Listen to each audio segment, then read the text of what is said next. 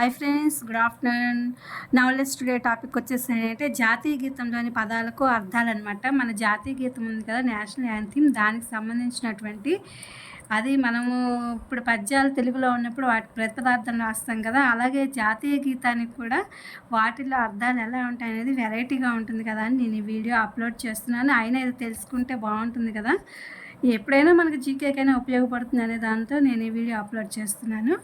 Let's start the topic. జనము, గణ అంటే సమూహము, మన అంటే మనసు, అధినాయక అంటే నాయకుడు, జయహే విజయము, భారత మన భారతదేశానికి, భాగ్య విధాత పదాన్ని నిర్ణయించేవాడా,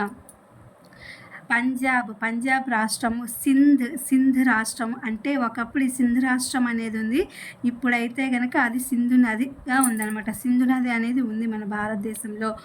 గుజరాత్, మరాఠా, మహారాష్ట్ర, ద్రావిడ అంటే మొత్తం మన సౌత్ అయితే ఎంతైతే ఉంది రాష్ట్రం అవ్వాలన్నమాట. తెలుగు, తమిళ, మలయాళ, కన్నడ భాషా ప్రాంతాలని ద్రావిడ రాష్ట్రాలు అంటారు. ఉత్కళ, ఒడిశా, వంగ, బెంగాల్, వింధ్య పర్వతాలు, హిమాలయ పర్వతాలు, యమునా నది, గంగా నది, ఉచ్చల కదిలే అంటే కదిలేటటువంటిది అనమాట. ఉచ్చల అనే అంటే అర్థం అది వచ్చేది.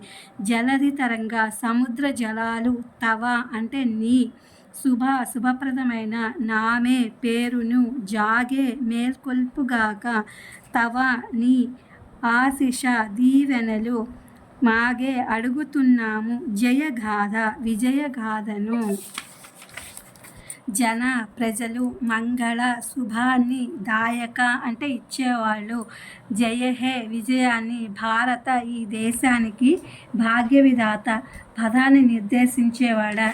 ఇది ఫ్రెండ్స్ జాతీయ గీతంలోని పదాలకు అర్థాలు. ఒక రకంగా ఇదే జాతీయ గీతానికి ప్రతిపదార్థాన్ని చెప్తున్నట్టుగా అనిపించింది నాకైతే. అందుకని ఇది బాగుందని వీడియో అప్లోడ్ చేస్తున్నాను. Please my channel like, share, subscribe and comment. Thank you for watching. Thank you for our support.